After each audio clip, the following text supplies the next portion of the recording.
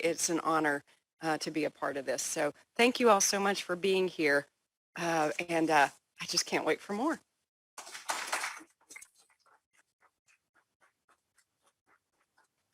Thank you, President Neufeld. President Neufeld gave such a wonderful description of Jimmy and Lily, his wife, who are doing such great things out in the community and in the global community.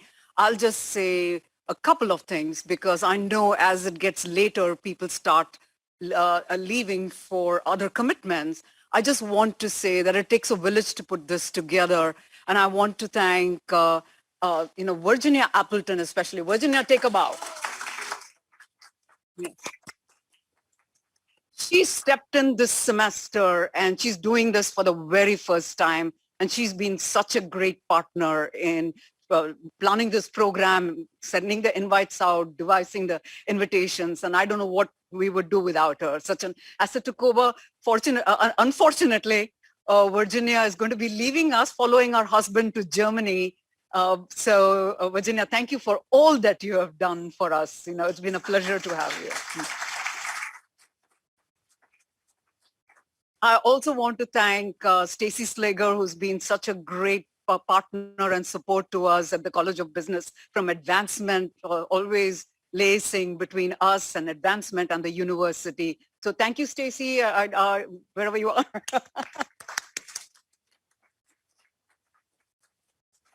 And of course, the wonderful Ashley, who's helping make this international Zoom call and supporting this event. So Ashley, thank you so much. In the back office there.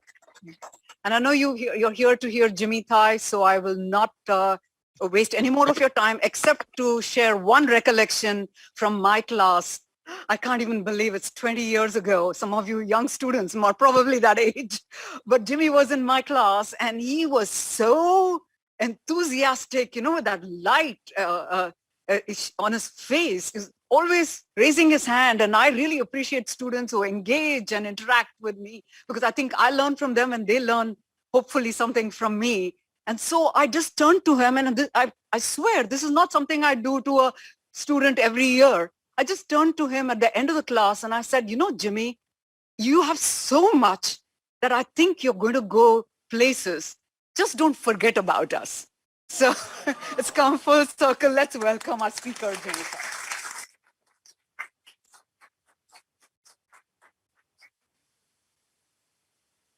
All right.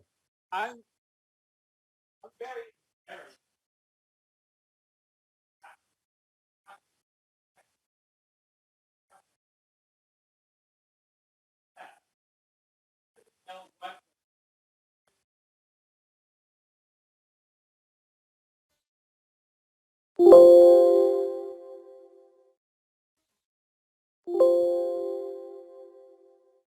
Oh, that's it on. All right. I guess that's why I get an MBA instead of PhD in electrical engineering. So what exactly the word SM in CSUSM stands for? Stairmasters. Exactly, Stairmasters, right? So when I heard about Stairmaster, and Ross said yeah, you need to come and speak at this climb thing. The first thing I grabbed is my hiking pole, right? And also, it's going to be very handy. Because any of you thinking about doing Will Smith on me, I can't defend myself. So be careful with that.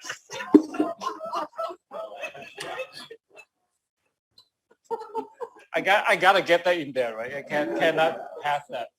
But like Ross said, I really, really want to take this opportunity to tell you how humble I am to be here in front of you today.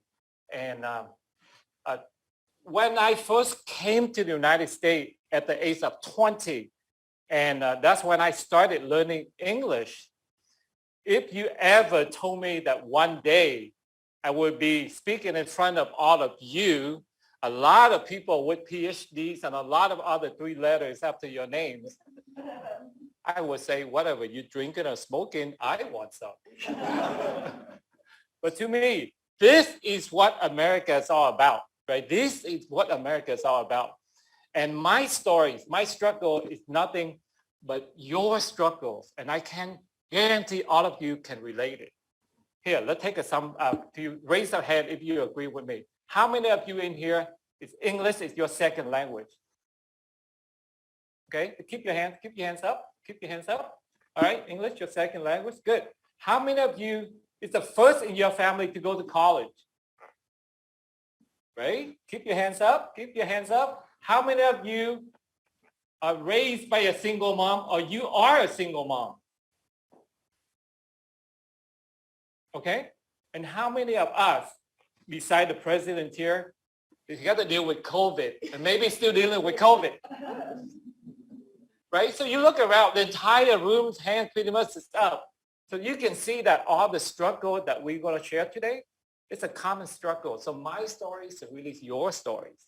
And these are fabric of what makes America great.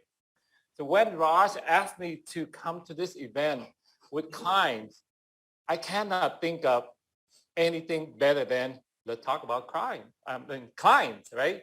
And I second with Raj, I would like to thank Virginia for everything that she did, Ashley in the back here, and all of you, because without you, we're not going to have this. And of course, all of my fellow students in Asia, Vietnam, India, and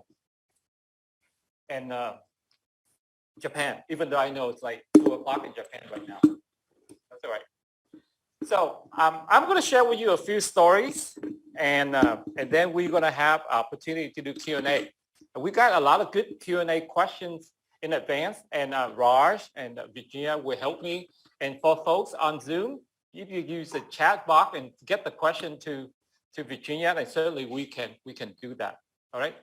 So these are the few stories that I'd like to share with you, all the struggle that I went through, even from the personal standpoint, either a personal standpoint or during the almost 7 years that we built 100 schools in Vietnam, Philippines, Cambodia, India, and Kenya, right?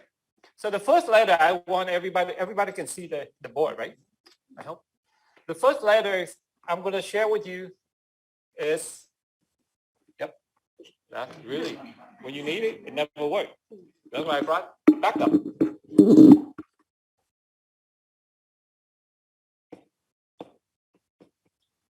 Clarity.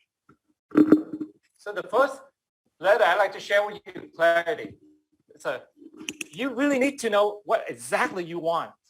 And not only what exactly you want, why you want it, right? Everybody probably listened to the Golden Circle from Simon Sinek, right? You need to know that why.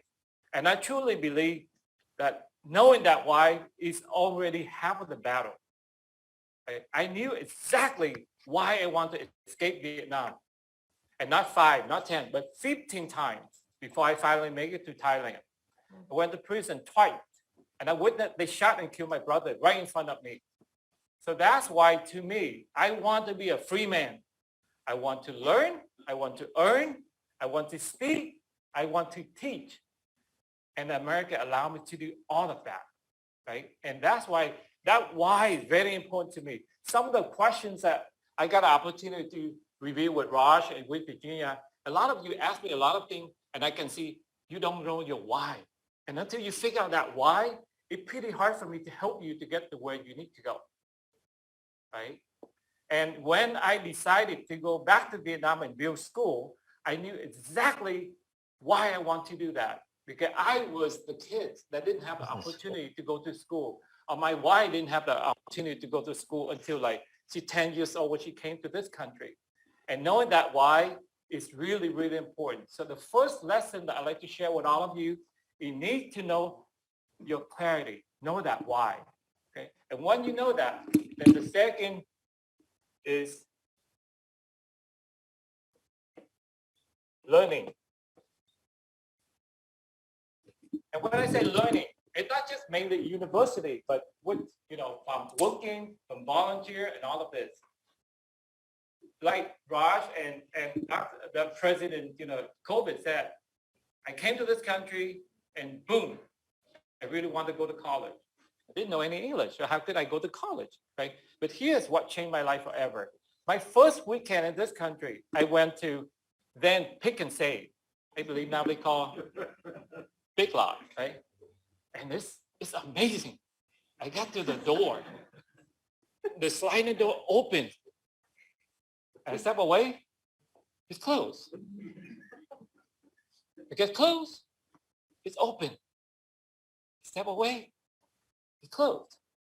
I did that 24 times. Until the manager said, "You're going to ruin our door." I didn't speak English. I didn't really understand what he's saying. But all I could say is, "Magic." And he said, "Sliding door."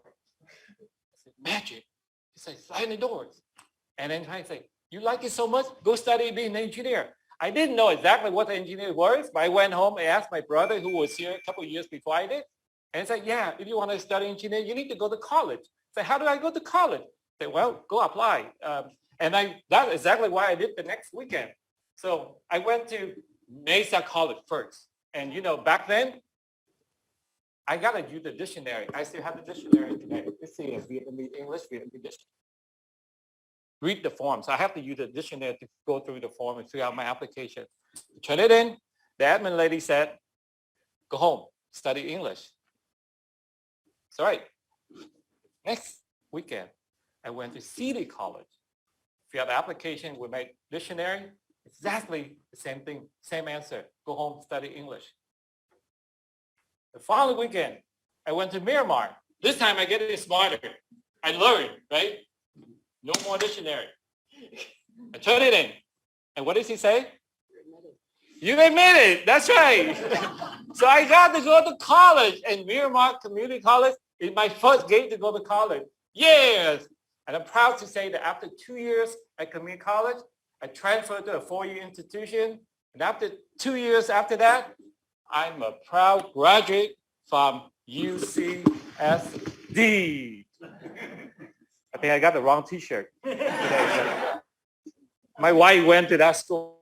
So, my family, my wife's always right. So, she went to San Jose State, all my t-shirts say SDSU. And besides, I don't think I have any t-shirt from Cal State San Marcos yet. So, great. So that's the second word, that's learning, right? So you got to learn. And not only I went on from my bachelor, I got my master in electrical engineering. I got my MBA, returned to this campus, got my MBA. And that's how I connected with Raj. So, and even today, I never stop learning. So that's the second lesson I want to share with all of you. Never stop learning, right? Because the minute that we stop learning, we stop growing. And I think life's not worth living anymore if you stop growing. So never, ever stop learning. Okay. And the third one is very important, is initiation. You have to take initiative.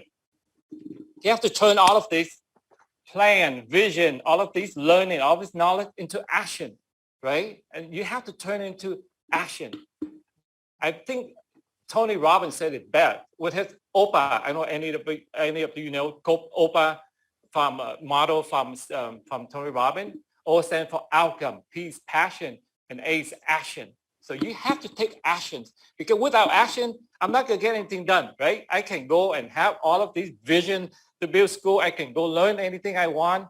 But until you take action, nothing going to happen. It took me 31 years to build the first school in Vietnam in the border with China. 31 years to build the first one. After I got a chance to work at San Diego Airport and learned a lot about construction. And I returned, I did the first school. But since then, in less than 7 years, we did 99 other projects. So you can see, once you start going, it's rolling really quick, really fast, right? So that's the third one. You got to make sure you take initiation. You got to turn that into an action plan. And here is the key.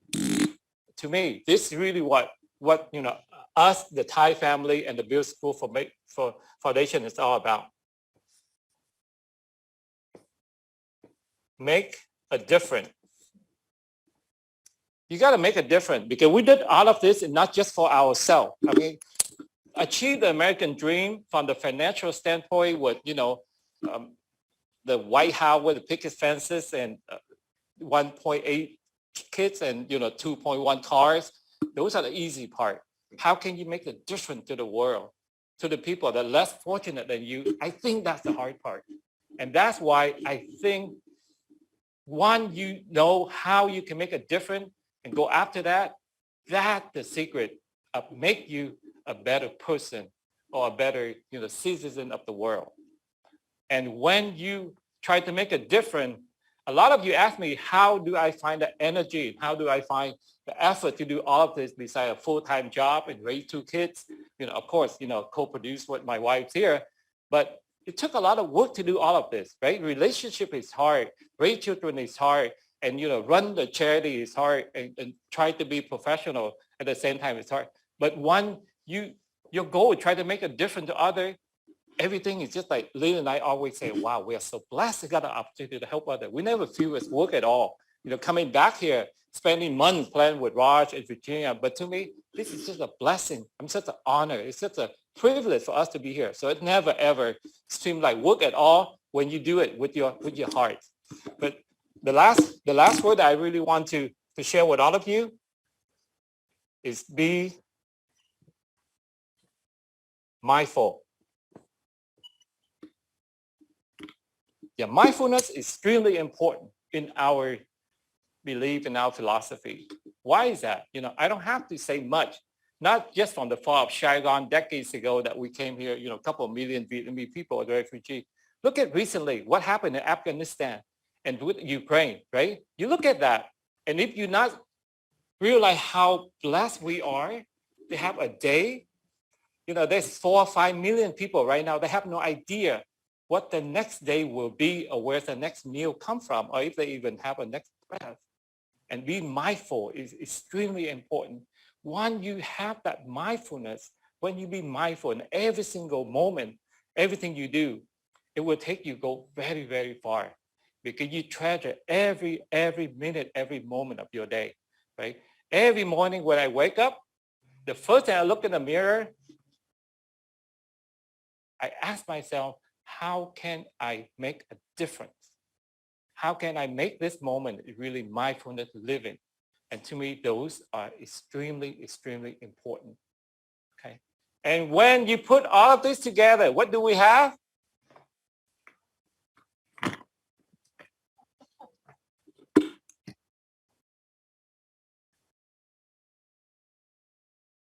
Reclines, right? And to wrap it up, before we go into Q&A and stuff like that, these are 5 lessons I share with you. And this person that I'm going to ask Ashley to share, or Virginia to share, he did not climb. He hiked.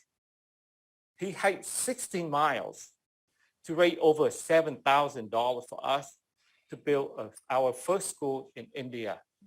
If you're ready, go ahead and share that YouTube clip.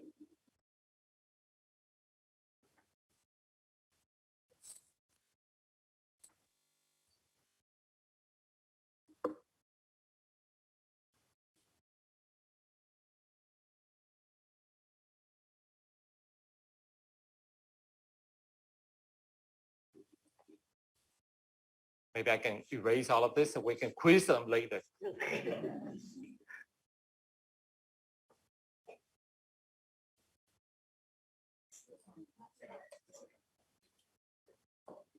Student took on a trail that taught him more about being a leader than overcoming the physical challenge. CBS 8's Abby Alford shows us how an 11-year-old is helping other kids get an education. An 11-year-old Del Cerro student took on the 5 Peak Mission Trails Challenge, and with each step, he was building a foundation to build a new school for students who don't have access to education. And you can see how beautiful this is. Setting off before sunrise on Sunday morning at Coles Mountain. Hopefully we're raising up money to build school in India. 11-year-old Jay Mystery gathered his team of 12 and led them 16 miles along mission trails. Don't give up on your dreams. That mentality is from an 11-year-old who took on the 5 Peak Challenge and went beyond his $5,000 goal to raise money to build a school in India for Build a School Foundation.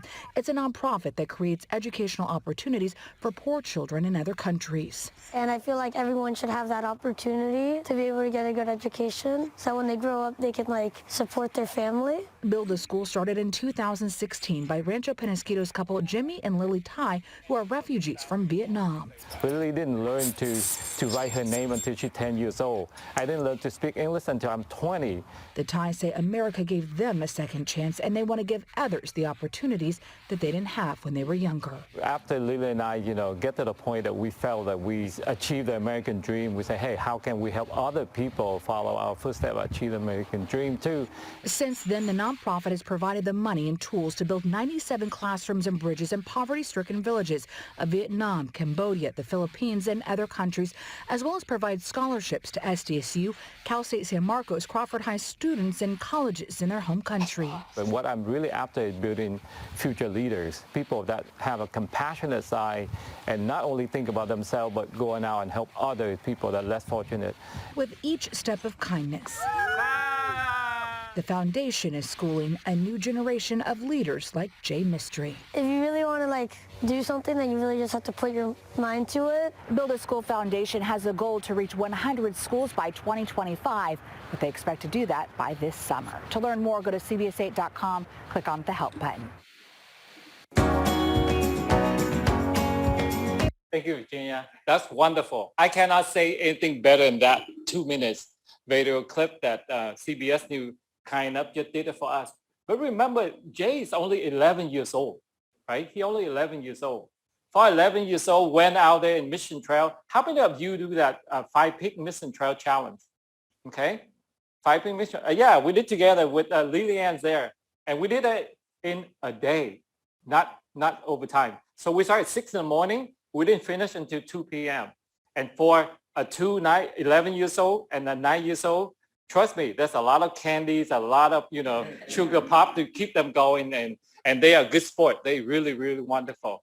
Hello to all my fans overseas. Wonderful. I think I have people from Vietnam, India, and other countries too. So that's pretty cool. At this moment, I would like to take the opportunity to ask our sponsors to say a few words because like I said, not only my stories, your story, all of our sponsors today are really, really their stories and your story too. And first up, I would like to ask my boss, my real boss, Lily Tai, to share a couple minutes with us today. I'm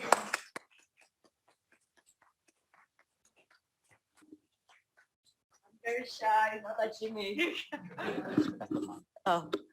He pretty much summarized everything. I came here when I was 10, illiterate. We risked our lives to get here, just in search for a better life. I know as I was illiterate and poor, and being poor sucks. Okay, I'm just letting you know. Live in the roughest neighborhood, went to the worst middle school and high school in the nation. Gang fight was our daily entertainment. We was sitting in classroom and this would be a fight. We're like, fight, let's go and cheer them on. That's how I grew up. But it motivates me when I live in a cockroach infested apartment. It motivates me. Motivates me when I pay food with food stamp voucher. It motivates me when I stand in line with my parents to apply for welfare. All that motivates me to study hard, so I can go to college. I was the first one in my family to get admitted to San Diego State University. Graduated 4 years after that, 3 decades ago. And my friend asked me, Lily, you know what SDSU stand for? I said, yeah, San Diego State. She goes, no. My UCSD friends said, no, it stands for so dumb, so ugly. You know, you graduate from a school like that, you have nowhere to go but up, right? So, you know, I married up. I married that dude over here. He's very smart and quite handsome. So he's my rock star. In my career, I started as an admin person and climbed all the way to be a VP of operations for the largest mortgage banker in San Diego. My nickname, the Mortgage Queen. That's what I'm. And I moved up to a nicer neighborhood, drive better cars. So all this stuff, up, is working out great for me. But kidding aside, I am very blessed with everything that I have. And my new mantra right now is how to pay it forward. And through our foundations, I devote a lot of my time with Jimmy And with other supporters that we have a few here, we build many schools in all over Asia and help the less fortunate. So with that, I'm saying that if you're thinking you can't help anyone, you can't help hundreds or thousands of people, help just one, right? Every one of us can make an impact in our own small ways. Thank you.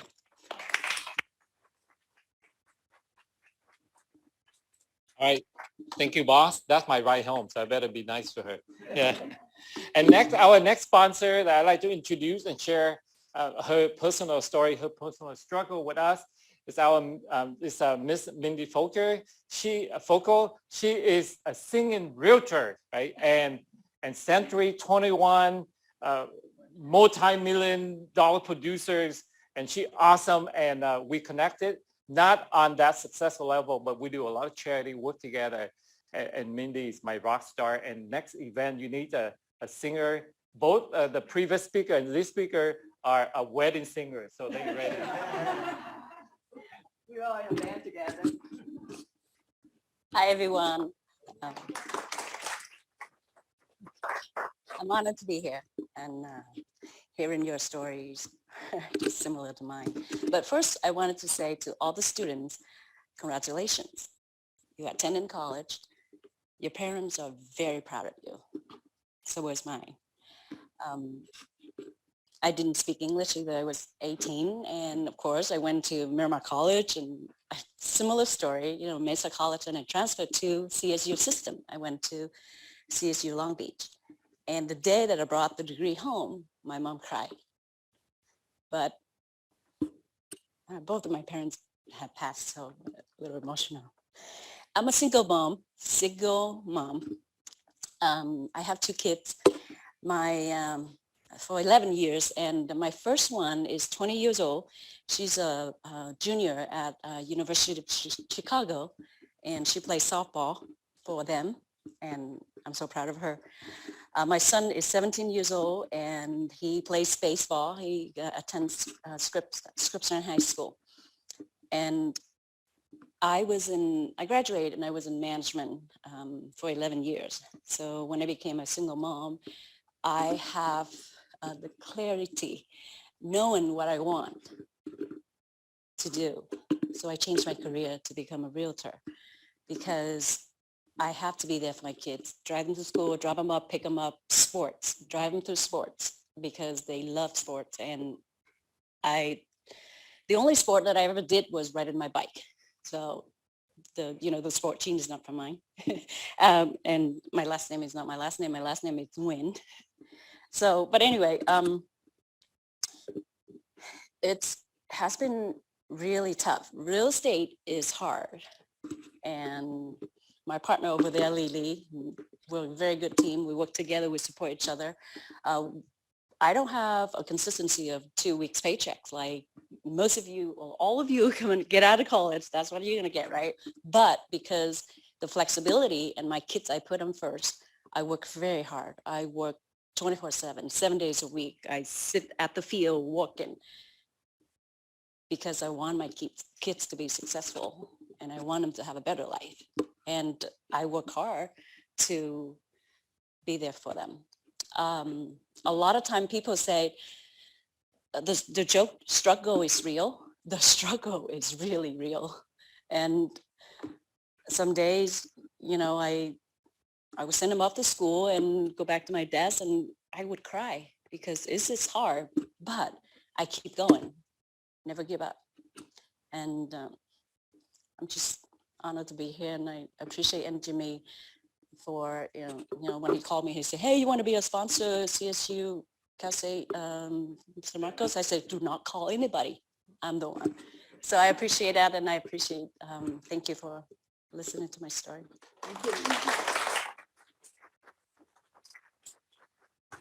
Thank you, Anne. Thank you. Any Vietnamese people any Vietnamese students in here at all besides us? No? Oh, okay. We do have Lillian. We call her Am. That's a term of endearment. The third sponsor is not here today because she has some court issue that she got to take care of. But I just want to mention a little bit about Linh Huyen, our insurance sponsor. She only 24 years old. Only 24. She hadn't even finished her college yet. But 2 years ago, during COVID, she started her insurance agency. And I mentor, I coach her along the way. And for any of you young students in here thinking about, oh my God, how can I get a job and how can I do this? This 22 years old just came from Vietnam just 5-6 years ago. Her barely English, good at anything. She already went out and started insurance agency, and she doing extremely well. Of course, I kind of coaching her along the way, but I just want to reemphasize the message that, hey, don't think all of these as a struggle, as a thing that you cannot do. There's people out there and they take an opportunity, and every time in my mindfulness coaching, if you see problem, I see solutions. And if we can get that solution, we will be ahead of anybody else. And that really, really is a name of the game, that how you can stay successful in life. Okay. And too bad that Lin Huyn is not here today, but a lot of the information at the front desk, a lot of her goodie bags is there. Take one if you need anything. The last one I'd like to ask is our sponsor. This is an e-sponsor from Vietnam. This is my protege in Vietnam. He's Dr. Kim Nguyen. He's pretty young, pretty talented, and he's our Vietnam chapter leader for Build School Foundation. And he's really our right-hand man and help us a lot to build a lot of things in Vietnam. And just like most of us struggle, he started out with nothing and managed to get his bachelor in Vietnam, got his master in Taiwan, and his PhD in Taiwan. All of this on scholarship. So I would like to ask Kim Nguyen to unmute yourself and just share a few things. Dr. Nguyen. Hi, from Vietnam. I'm Kim Nguyen, his protege. He asked me what's the difficult thing to overcome the difficulty when I were a master and PhD in Taiwan. And for me, master degree easy for me. Besides, I have been a waiter from 5 p.m. to 1 a.m. every day to get my master degree. But the master degree journey is easy. The thing is that the PhD degree in Taiwan is so tough because I took a PhD degree in Academia Sinica Taiwan, one of the top program PhD in Taiwan, and because I got 3M to overcome this difficulty when I were in Academia Sinica. The first is mentor. Besides advisor, I also find a group of mentor, and lucky for me, I found one of the mentor who is the best friend of my advisor, and that's the reason he know every single thing of the personality, the way of work with my advisor, and he helped me a lot when I worked with him and finished because my advisor, he always have the word when they say, 老师, I have a problem. And he always say, my advisor always say, no problem. You can do it. But when I go to I went to my mentor and he say, when he say no problem, that's a real problem. So dig deeper. Okay. So find for you a mentor when you take a PhD degree. Second M, I call that mental toughness, because my program, we call that biodiversity. And this is a lot of the bench work. And you know that the bench work, that means a lot of experiments. And I failed a lot of my experiment. Every single day, fail, and fail. And the second thing, and when I got the data and I write a paper to submit into a journal to get the publication, and I got that reject all the time. And that's why the second M, I call that mental toughness. I need the mental toughness of the warrior to face the fail and the rejectors from during the work, during my experiments. And I always say when I got a loss of the failure and the rejected, I always say to myself, I got the mental toughness of the warrior. I got the mental toughness of the warrior. I got the mental of the warrior to refresh myself and come back to the work. This is the second M. So and the one, the third M, I call that make a move. Because when we face a lot of fail, and I face a lot of fail, a lot of rejected, of course we have pronunciated. I feel like, and I also I target. I want to get a PhD degree in 3.5 years. And I also face one of the emotions. It's really not good. Is that like a zombie, like a pronunciated. So I always said that make a move, make it happen. When I think about write paper, I would say make a move, and then I just turn on my computer, turn up every tab of the computer and focus on the work and focus on writing. And when I say I need to do the experiment again after fail, I always say make a move, and then I need to immediately set up the pen and experiment again. So for me, when I look back, my PhD journey, I got the 3M that make me overcome the difficulty when I did that work. It's the 3M for mentor, mental toughness, and make a move. Thank you so much. And the last word, when I said, my friend, my mentor told me, what's a PhD mean? He always said, higher, higher, and deeper. Thank you so much.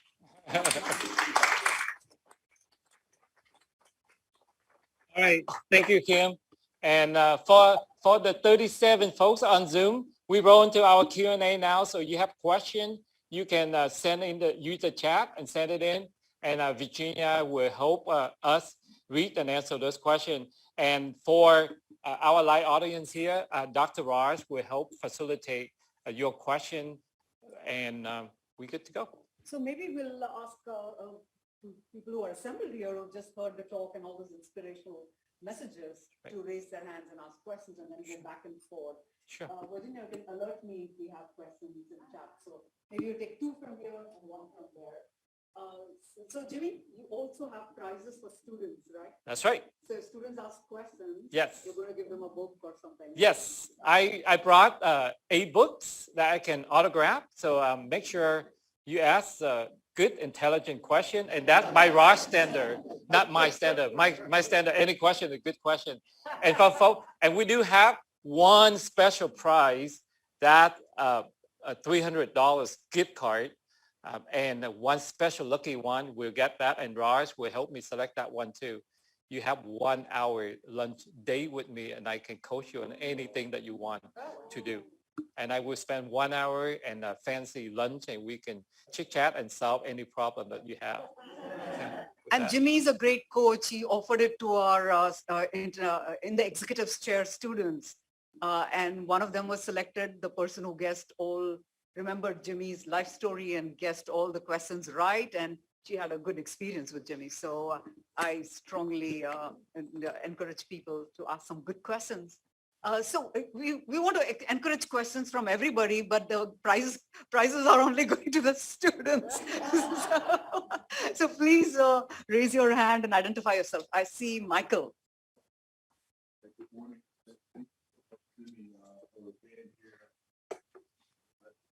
Tremendous amount of information that your academics would find was definitely just an enormous amount of inspiration overall. But what stuck to me the most was your talk about mindfulness. If I may ask, what do you do to strengthen your mindfulness? What are some activities that you do that you incorporate into your day that speaks to, how you strengthen this mindfulness piece that helps, overcome some of the adversities of the daily things that we all struggle with? Yeah, Michael, right? Yes, sir. Michael, thank you so much for that wonderful. Jimmy, if you could just quickly repeat Michael's question. Sure. I'll walk around and give people this mic so that our international audience can. Yes, yes. So the question from Michael is that he resonates with the message. The last one is be mindfulness. And his question is, what do I do, my daily practice about mindfulness, and how that helped me strengthen that belief in that mindfulness topic, right? Michael, that's the question? Absolutely. Yes. I have to say I'm blessed because I'm Buddhist, and my wife is also converted. Yes, she's Catholic, but now she's Buddhist too. And we practice mindfulness together. Is that first thing? And I don't know how many of you know how lucky you are because you live right here in San Diego, especially in San Marcos. Deer Park Monastery is not that far away from here. And that founded by the late Zen master Thich Nhat Hanh, one of the world-renowned, meditation Zen master. And we, before COVID, we go there every Sunday to practice mindfulness from 9 in the morning until 2 p.m. So first of all, we practice at Deer Park Monastery here. Second, Lily and I have a ritual that we pray before we go to bed. And we pray every night before we go to bed. I get up, the first thing I do in the morning, I burn an incense, offer incense to my ancestor to show my gratitude to my ancestor and to life. So we incorporate all the little mindfulness practice in our daily routine. Early pray and evening, meditation before to go to bed. Once a month, we have a Shanga. That's a community of folks share the same common interest. We get together and we listen to Dhamma talk and we share about struggle that we face in life, and we help each other grow that way. So we do practice mindfulness from the daily standpoint, from the monthly standpoint, and Lila and I listen to Dhamma talk pretty much every day, to the point that we turn off TV, we didn't turn off the radio, because we don't believe in poisoning our mind with all of this negativity. And we strengthen our mind with positivity, right? All the good messages to help us be a better person, help us to be kind, help us to be useful, and how we can help other people, right? And I do believe that Raj had the mindfulness program here too at Cal State San Marcos. And we can't wait for the opportunity to come and practice mindfulness for you guys. Did I answer your question, Michael? Absolutely. Like you said, that resonated really well with me. Yes. I practice some of the things that you actually have. I wanted to get more about how you actually exercise it and you incorporate those. Yes. Yeah. And 2-3 minutes in the morning that you offer, or you sit in silence, or we do a lot of meditation in silence. We do everything in silence. Sometimes we eat in silence just to be grateful for the food, be grateful for all the effort for the people that help us get the food to be on the table. Just like I'm so grateful every time I get up here and do a keynote or whatnot, because I know so much effort from Dr. Raj, from Virginia, from Ashley, and all of the people in 2-3 months to make this thing happen, right? So that's why when you have that sense of gratitude, you have a very, very mindfulness mind living. And this every little thing, I'm very, very grateful. I would never take anything for granted at all. Yeah. Thank you. That's a great comment. And I try to introduce my students too. And I said, just focus on gratitude and breathing before tests, before coming to campus. So let me give you a chance. Hi, my name is Kaylee. I'm a student here, actually. I'm 22, and next semester I will graduate. Yeah. I'll have my bachelor's. I know, right? Kind of cool. I still have 6 classes left, though, so let's not jinx it. So my question is surrounding your first point about clarity. Yes. You started your speech by saying all of your struggles and saying that they're all of our struggles, and I didn't raise my hand until the last one. And I just recognized the immense privilege that I have there. Almost my entire family, except for my mom, has gone to college. I grew up speaking English. Spanish was my second language, so I chose to learn a second language just for fun. I didn't have to. I wasn't forced to. Right. I guess you could say, had a pretty easygoing life. So my question there with the clarity and the why and your purpose is, what would you recommend for someone who doesn't have that purpose of, you got yours from leaving Vietnam and searching to find this whole new life for yourself? I already have that. Right. So how do I find a why? I'm just doing things. Yes.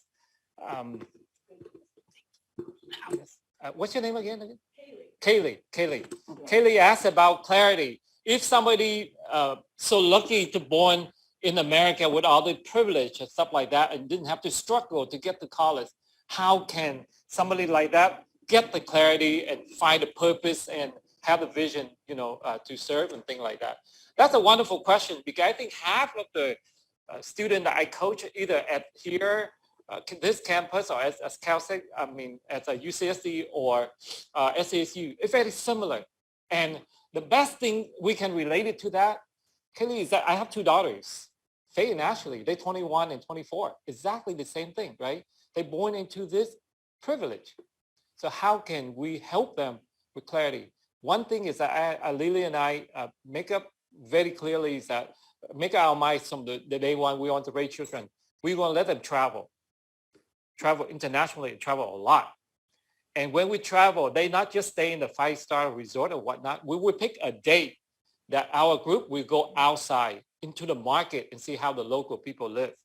So I expose them to how other people live in real life. It doesn't have to go far. You can take them to Tijuana and they can see the totally different world out there, right? And when we take them back to Vietnam, we take them to the countryside where Lily grew up, right? So we expose them to all of that. And we're not going to, let's say, lecture them. Hey, I walked 5 hours in the snow, blah, blah, blah, blah, blah. Because they pretty quickly say, hey, Mom, there's no snow in Vietnam. Stop that story. I know that's really hot over there. There's no snow. Right? So we stop that snow lecture. But we expose them to the hardship of other people live. And we see that compassionate seed in them by taking them go do charity work locally here, right? When we go to downtown to feed the homeless, we take our kids with them. When we go to Ronald McDonald to cook a meal, we take our kids with them. So they start seeing how privileged they are. And Lila and I are pretty proud to say that the legacy that we pass on to our two girls is kindness. They really care for others. And to me, that's the best that we as parents can feel proud of, right? Before we came here, Lily just texted us, say, hey, Alicia, that's her good friend in college. Mom just fell off the ladder for some reason and now in a coma. And she said that, can we all take some time at nighttime and pray so we can send our energy collectively to her mom and help her mom heal. When I got that message, Lily and I just stopped everything and said, you know what? We did something right, that now our 21 think about other people instead of herself. So my answer to you is that look around you and see opportunity to volunteer. Lily used the word pay it forward. There's no better 3 words than pay it forward. Go and help others. And then when you start helping a lot of other people around you, you start seeing a lot of opportunity and the clarity will get very clear.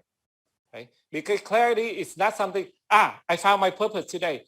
I found my mission in life today. It doesn't work that way. We have to go through the process to get there. And for somebody at 22, ready to graduate from college, trust me, I'm 52 and a half, I'm still confused. And, Lily can attest to you, she's 51 and a half, she's still confused. So don't put too much pressure on yourself. Go out there, give yourself the permission to try, to fail, and slowly you will find your purpose. I'm 57 and a half. Forever 21. Katie, that's a great question. I just want to tell you that Jimmy has given us some money to fund a compassionate leadership experience. So if you have a project, just contact me and I'll be able to fund you to make a difference in the community. So, okay, don't hesitate to contact me. And I think I want to surprise Raj, but this may be a good segment that I really want to ask President COVID come up here with Raj. Because we like this school so much that we ready to fund your 2022 in a portion that we promised. So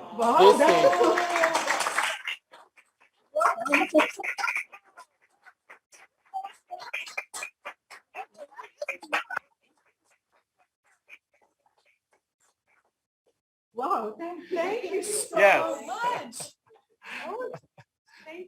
Thank you. Jimmy, come, thank you. I'm just so gobsmacked. We'll take a question from the international audience. Yes. Yes, one of the questions here is, what is the next goal after your 100 schools vision?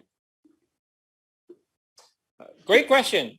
So we have Vision 100 by 2025, now 2022. We pretty much smashed it. I believe that Lily just funded project 102nd already in Cambodia. So we passed that. But I do believe that it's in our DNA. We're not going to stop. But locally here, and anybody in the audience, my passion is taking care of the homeless, because I've been traveled enough in Seattle, in Los Angeles, in San Francisco, Houston, and even here in downtown San Diego. I know homeless issue here is really big. And we're not just talking about feeding them or housing them, because I think that's the easy part. Mentally, how can we use mindfulness, meditation to help them, make them believe in themselves. They are valuable, resources for the society, and how we can introduce them back to in our society. Those are the things that Lily and I are very passionate about. So that's what we like to do locally here in San Diego, how to address the homeless issue, not from the politician standpoint, but how we can really use mindfulness to help them. That's one. Internationally, we probably will move on with our Vision 200, but the keys now, instead from the infrastructure of school and bridges and your library, things like that, we want to start introduce curriculum, how we can help them from the learning standpoint and offer scholarship. I already mentioned to our global director here, how can we give scholarship for students from Vietnam to come and study at CSUSM? That would be something that I'm highly interested in.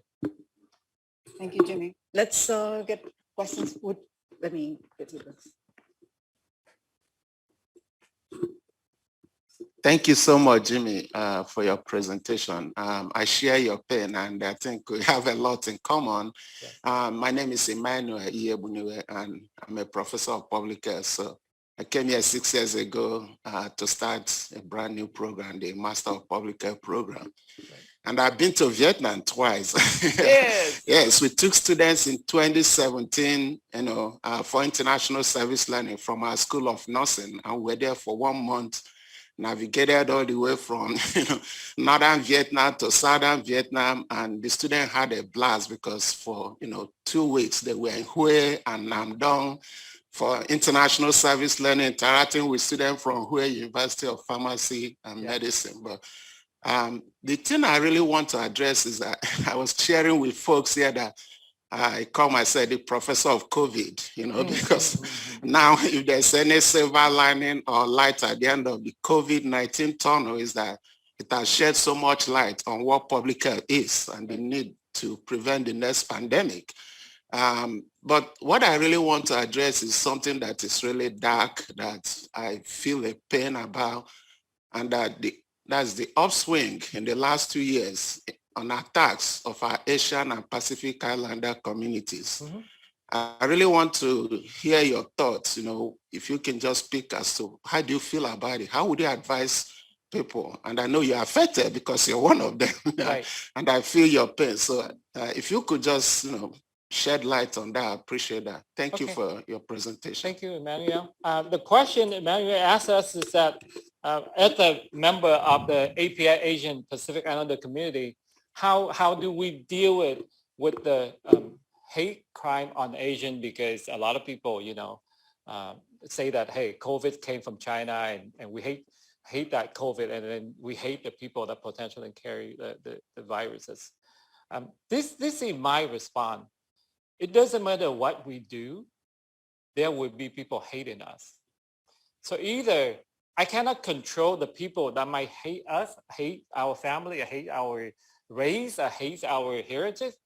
The only thing I control is how do I take that information, or I ignore that information and focus on what in front of me, right?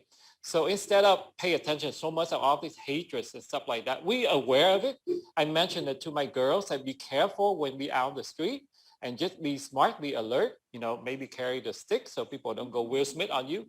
But to get back to you, if I focus so much energy and effort on the positive thing, the negative thing is become very, very, very minor. I'm not going to let that, get any energy of my effort at all. I know that the media, bless their hearts, they good because they help us to get the message out and things like that. But I have to say 80% of all the things we hear on the TV is not really worth listening to. And I'd rather turn them off and focus my energy on positive things, on the clarity and other action thing that we need to do. So I acknowledge it. I know that's an issue for a lot of people, but for us, we don't let it bother us at all. We just focus our mission and just keep going. Yeah, and because hatred will be there, it doesn't matter what race or what area or what issues. There will be people just live on based on provoke people and make people hate each other.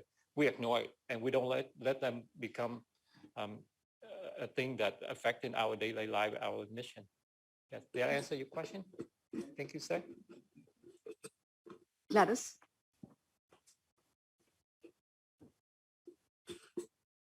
Hi, my name is Gladys. I'm a student here. And one thing I wanted to ask is thank you for coming. Yes. And you're an amazing public speaker. I wanted to ask, can you give us some tips of public speaking? Like even right now, I'm like so like shaking because like I don't really like talking out loud. Right. But I'm trying to break that. So what tips can you give us for public speaking? I know a lot of college students struggle with that. Right. Okay. Great question. Wonderful. That's a great question. Yeah. Yes. You did great though, because I would not detect any nervousness in you at all. For my experience, at the English as second language and speaking English with an accent and being an engineer, sit in the corner and just do my circuit board design, stuff like that. I never really think much about public speaking. And if I have to stand up in front of people, I was nervous. Not just me, Lily and I, we had the same thing. But one organization that I 120% endorse, and a lot of you, I know that would agree to this, Toastmasters. And if this campus does not have a Toastmaster club, why, right? Start a Toastmaster club. All you have to do is find another 19 people like you that does not like public speaking. You can have a club, and I will be more than happy to be your mentor. And I can come here and mentor you for 6 months. So the only way to overcome your adversity, in my opinion, is just do it.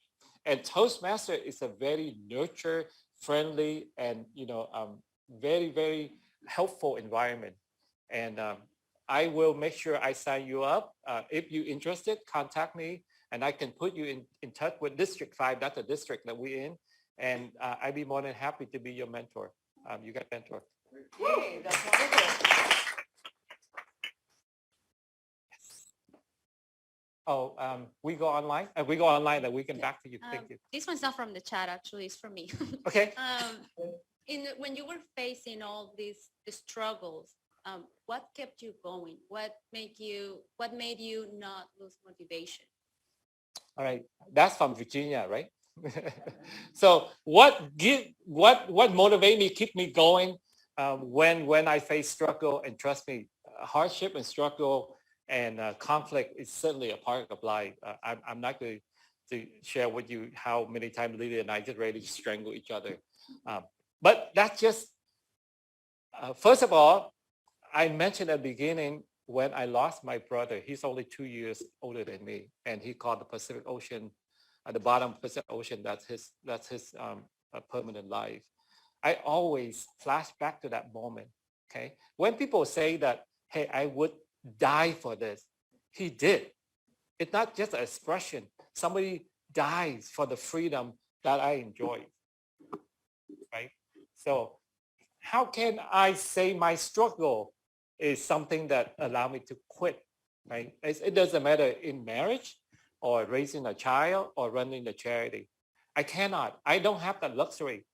Quitting is not in my dictionary. It's just not, right? And I have so much guilt even think about that, because I have to live for my brother. And I live for two, really. And I don't have the opportunity to do that. And also, because being mindfulness and seeing what going on in the world. I mean, every time I see the news, I look at people in Ukraine. Lily and I say, how can we help these people? I said, well, I don't think we can go build school there because Russia probably will destroy that. So we cannot help them now. We can donate money to the Red Cross. We can donate money to a lot of people go there and doing things, but we will help them the minute things settle. We certainly will find a way to do that. So get back to your question, Virginia. Always focus on your mission and what make you, the clarity, right? And to make a difference. When you have that clearly in your mind, over 10,000 kids in villager that we've been helped in the last 7 years. Every time we look at the picture they send or look at their stories, Lisa and I say, you know what? It doesn't matter that we get up at 6 and go to bed at 1 o'clock. We have to get this thing done, right? And that's the blessing that we see. Because in Buddhism, when you help somebody, that's not just mainly that you are the nicer person. You always appreciate the people that give you opportunity to help. Because without the opportunity, you can't even have the opportunity to help. So that's how we view it. We see every time we go do something for people, that's the opportunity for us to help people. And we thank them for that. I thank all of you for being here today, because without you, I don't have the opportunity to share my message and share what we can do. We can change the world together. Okay. So we have time for a couple more questions before we decide to hand out the books and do some more networking until 9:30. So let's see. Dominique? Hi, I'm a current student in Dr. Rogers in the executive chair. And I was just wondering if there's any piece of advice or anything that you've heard that really resonated with you, moving forward to, start saying like climb and just start your mission. Can you ask that question again? I'm not quite sure I get the question. No. So when you were in the executive's chair, Okay. is there something an executive said that really struck you, really something you resonated with that inspired you to make a change, or just within your daily life, something that you wanted to implement? Okay. So let me make sure I understand your question. When I was in the executive chair at the student, we didn't have that program way back 20 something years ago, but I knew the program as a speaker. Okay. So I think way back in November, September, something like that. Last fall, I was in the chair. Okay. I'm not on Zoom. I was in the chair, and I learned something about the students that I think most of you asked a lot of questions about how to network and how to moving on with networking. Notice what I'm doing today, right? I show up to this event and I give them a check. When you go out and you give people money or you doing things for people, people like you a lot.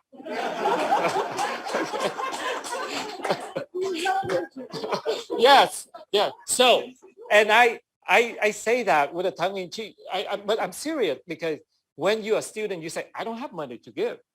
You have time. Volunteer. There's so many opportunities on campus here that you can get people know who you are and what you're capable. Volunteer is one of them.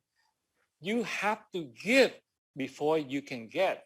Until you get to the master level, you give without even ask for anything. You don't expect to get anything back. So that's the master level. But at the student level, give. Go volunteer for anything. Somebody asked me, how do I break into the network and banking industry? How hard can it be? Go volunteer for the conferences. They have to talk like this. Go volunteer. They will love you, and trust me, the next thing they will offer for you to do. Right? I have so many opportunities people offer me to go coach or make speeches, or go teach or do whatever, just because I volunteer for some opportunity. So my question, my observation, a lot of you keep asking me, because going to college is an experience. Everybody keep thinking about the piece of diploma. That's not it. That's not it. That's just the punctuation. That's the exclamation point. But the process and the network you build, that's what makes you a powerful influencer in the future. Did I answer your question? Yes. I know you've been raising hands for a while, so yes, sir. Would you just wait for me to bring them so that everyone can hear you? I wanted to take the time to thank you for your presentation today. It definitely clarified a lot of things to me, and to get one of them, clarity was one of the key points that struck out to me in that I lacked it personally. So, and for the longest time, I lacked clarity until I got, from your presentation, I started to understand what it meant and asking my questions. Why do I want to do this? What do I want to do? How can I do it? So I was kind of at a standstill with clarity for the longest time. And your presentation, in my opinion, it shed light to me. So I wanted to thank you for your presentation. I feel like I have a different perspective now. Yes. And to get to, I don't want to focus too much on clarity. I wanted to, talk about action, the part of your presentation. Taking initiative is one thing. I do agree with that. But you said it took you about 31 years, I believe, to get your first school built. Right. And I wanted to know, were there any, there must have been some hurdles along the way. Like, how did you get, when you face those, when you had those hurdles, all those, attempts to kind of, not have the school built the way you wanted it to do? Like, how exactly did you deal with that? Was mindfulness a step on, dealing with, all those hurdles that must have threatened, to take away that initiative, to have, maybe give up? Like, I kind of wanted to hear how you dealt with, hurdles like that. Okay, thank you so much. Yeah, so let me recap your question is that certainly you're interested, that need to have clarity, and then you say initiation, the action plan. How can I cope with it? Even I have an action plan with a lot of struggle, a lot of issue, a lot of challenges pop up along the way. How can I overcome and keep going? Correct?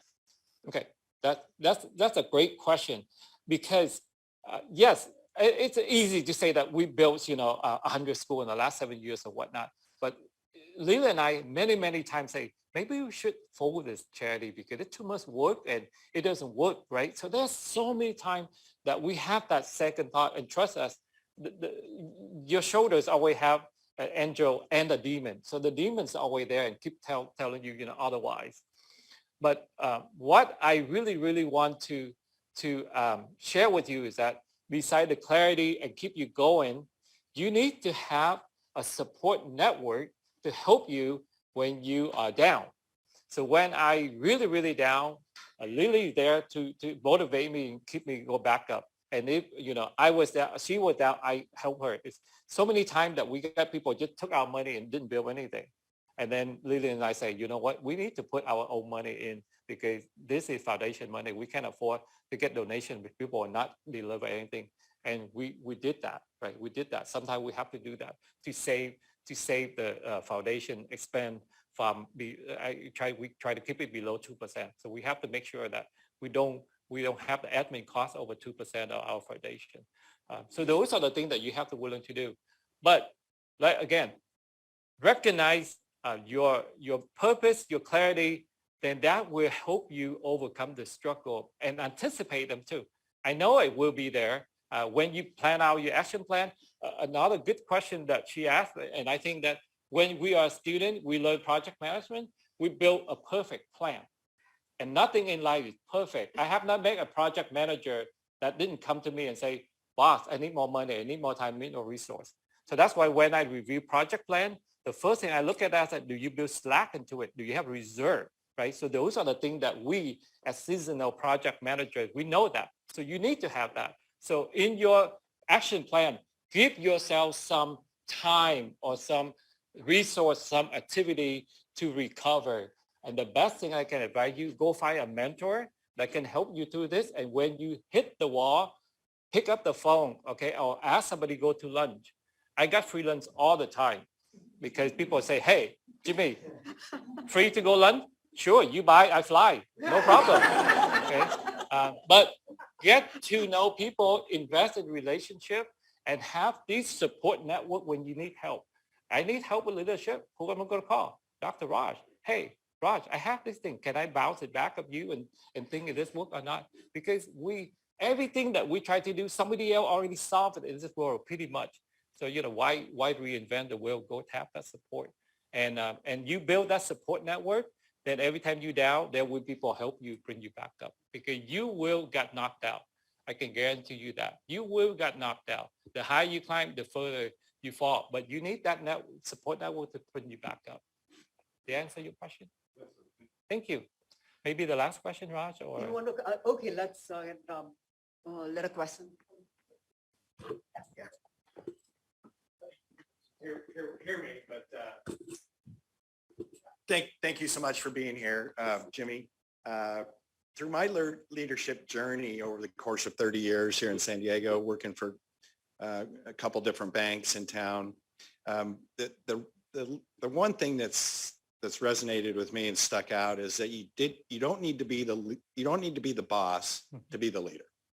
And so I've always kind of taken that in different assignments when I'm not the leader and I'm the employee, I'm not the boss, but I try to be the leader for those junior employees that are below me that are trying to convey and learn and climb. What's one thing that you would tell people in that setting, how to be that leader when you're not the boss? Yeah, okay, great question. How can we be a leader when we're not the boss, right? To me, the boss is just a terminology for somebody have a paycheck and have the authority. It doesn't mean that's a leader. There's a difference between a boss and a leader. And what we describe is somebody even appear as somebody is subordinate, but step up and do something that, they're not supposed to do, or say, hey, you know what? I think this is the right thing to do. That's the difference between do the right thing and do the thing right? So to me, the leader is the one that say, hey, I think this needs to be done. I'm going to step and do it, whether I have the title or not, whether I have the paycheck or not. Those are the talented leaders that I'm looking for. I'm always looking to groom those people. And I'm telling you, the corporate environment is not a good environment to go find leader. Charity, nonprofit organization, Toastmaster, those are the place that I'm looking for leaders. Why? Because they don't get paid and they work this hard. Imagine if I pay them. I mean, Dr. Nguyen, you know why I spent 5-6 years to groom that young man? He have not earned a single dime from working with me in the last 6-7 years. But I spent so much time mentoring him and helping him because I see the greatness in him. I see all the quality in him to the point that Lily and I treat him like a son that we never have, right? So to me, that's what being a leader is all about, right? You just step up, you do what you need to do, and go find all of the people that are willing to volunteer in the organization. To me, that's where you can find leader, and that's what I define leader. That's why the brand of leadership that I like to collaborate and work and develop is what I call compassionate leadership. It's not so much about, oh, I got the pay, I got the salary, now I'm the leader. I don't care. How can you lead when nobody gives you anything, and you can get things done, and you serve a lot of other people that need to be served? Did I answer your question? Thank you. Thank you, Brian. Before I thank Jimmy, I just wanted to make a couple of quick announcements, decisions on the fly here. So Michael, Kaylee, Gladys, Dominique, I'm so sorry, sir, I didn't get your name too. Sorry. And Juan Hernandez gets a special prize because he was the very first student who came this morning, way before 7:30 and registered. So before you leave, Jimmy will hand over the signed copy of the book. So guys, make sure that you read. As far as the coaching opportunity goes, we just want to make sure that we are fair to everyone.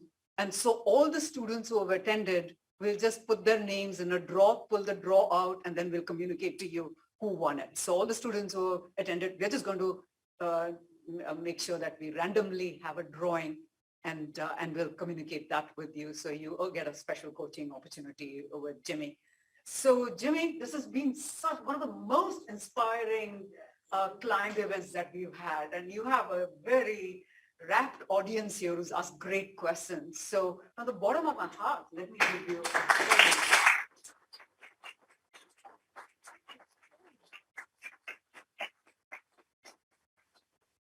for us, our students are our everything. And for you to come and inspire them, it just meant a lot. Thank you. And thank you for the surprise. So we have a plaque for our speakers. And this is on behalf of the university, a little gift. And then from Klein, you have a plaque. So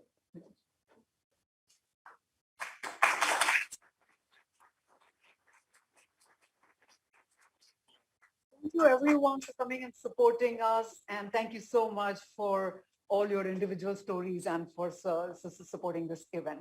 Thank you again. And Lily, a very special thank you to Lily. Yes. So time for networking, a few more. I hope they haven't taken the food away. Yes. So if you didn't get a chance, have some coffee, chat amongst yourselves. And come back. Thank you so much. Thank you so much.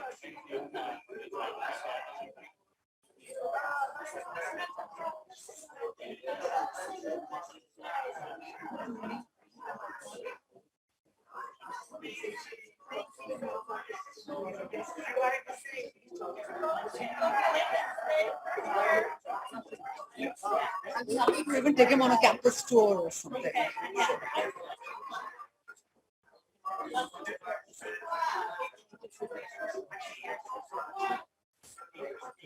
Wonderful. Thank you so much. Thank you.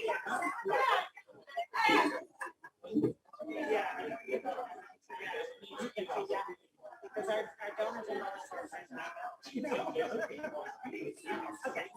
Thank you. Okay, I will. Great. Thank you. Thank you for coming.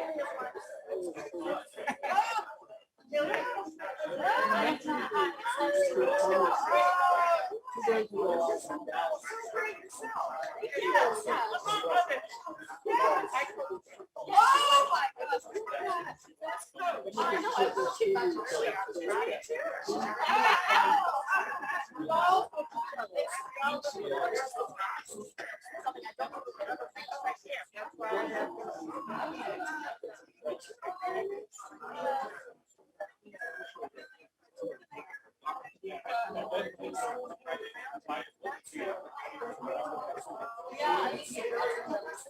I actually it's very